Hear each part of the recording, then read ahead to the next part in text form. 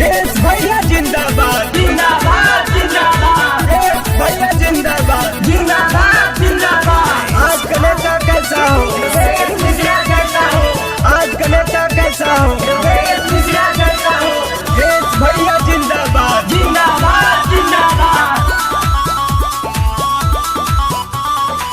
जहिया से बतिया चुनो के सुनाइल खुशी के लहर बाटे दिल में समाइल जहिया से बतिया चुनो के सुनाइल खुशी के लहर बाटे दिल में समाइल जनता के अपन भगवान जनी है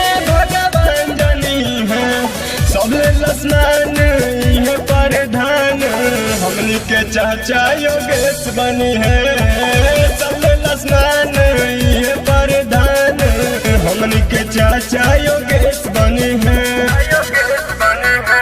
योगेश भैया जिंदाबाद जिंदाबाद जिंदाबाद योगेश भैया जिंदाबाद जिंदाबाद जिंदाबाद। आज का नेता कैसा हो देश मिश्रा करता हो, आज का नेता कैसा हो देश मिश्रा करता हो। योगेश भैया जिंदाबाद जिंदाबाद जिंदाबाद।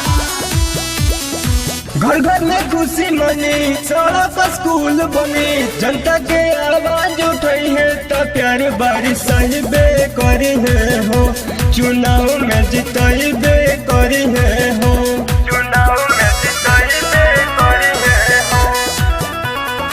घर घर में खुशी मनी सड़क स्कूल बनी जनता के आवाज उठाई है तो प्यार बारिश साहिबे करी है हो चुनाव में जिताई बे करी है हो कुछ नए में बिचावलिया जनी है सब में लसमान है प्रधान हमनी के चाचा योगेश बनी है सब में लसमान है प्रधान हमनी के चाचा योगेश बनी है योगेश भैया जिंदाबाद जिंदाबाद जिंदाबाद योगेश भैया जिंदाबाद जिंदाबाद जिंदाबाद। आज का नेता कैसा हो देश मिश्रा करता हो, आज का नेता कैसा हो देश मिश्रा करता हो।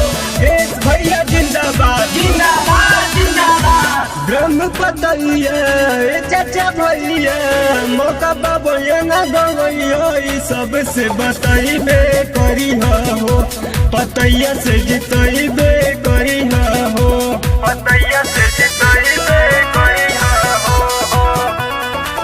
ब्रह्म पतैया चाचा भैया मौका बाबैया ना गवैया ई सबसे बताइबे करी हो पतैया से जितैबे करी हो कके देखो ये जवन बात ठनी है सबले लसमान है प्रधान हमन के चाचा योगेश बने हैं सबले लसमान है प्रधान हमन के चाचा योगेश बनी है।